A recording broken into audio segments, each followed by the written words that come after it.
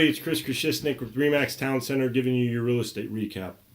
One thing I wanted to talk about that I've been thinking about for a while is giving some tips on home inspections and how to negotiate them. A home inspection is really a contingency. It's a period of time set in the contract to say we're gonna inspect these systems, make sure that they're acceptable, they're functioning as though they should in a standard home, and if they work, great. If not, we're going to ask for repairs. If we can't agree on the repairs, we get out of the contract, we get our deposit back, and we're gone. Okay? So there's many kinds of inspections. Radon, well, septic, water quality, lead-based paint, mold, chimney inspections. There's all kinds of inspections. Okay?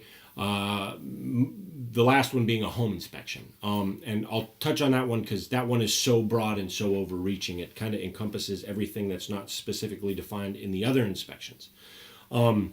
So big mistake for sellers on making on this home inspection is your home is not a new home, and it probably has more repairs than you know about or you'd be willing to admit. And you're probably going to have to make more repairs than you want. Ideally, we don't want to make any repairs, but you're probably, in order to placate the buyer and make them comfortable moving forward, you're probably going to have to do some. A buyer's mistake is usually that they're unrealistic and they're asking for everything to be fixed, and if you don't fix everything, I'm not going to move forward. I've very rarely seen either of those situations work and the transaction actually go to settlement. Okay, so the name of the game in an inspection is be flexible, be firm yet flexible. If there's serious concerns from the buyers, treat them seriously. Have goodwill on both sides and try to come to a good agreement. If you're working with agents who don't have real big egos that they need to throw around, if they're non-confrontational and all parties are that way, if they're focused on moving forward in the transaction with goodwill, home inspections are not the worst things in the world. They're not that bad.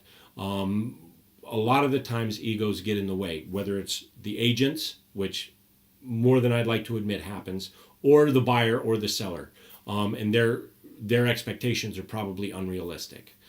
So temper your emotions, temper your expectations, and most inspections go through to settlement fine. There's usually no real deal breakers in transactions.